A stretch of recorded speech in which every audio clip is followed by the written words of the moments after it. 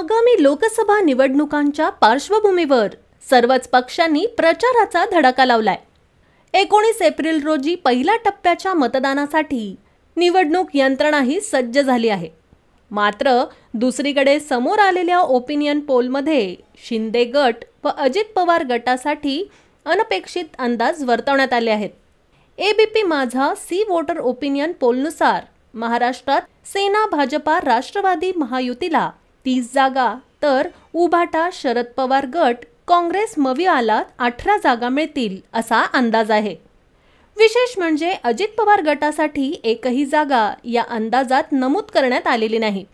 ABP माझा C voter पोलनुसार राज्यात महायुतीला 30 जागा मिळतील, त्यात एकट्या भाजपाला 22 जागा मिळण्याचा अंदाज आहे।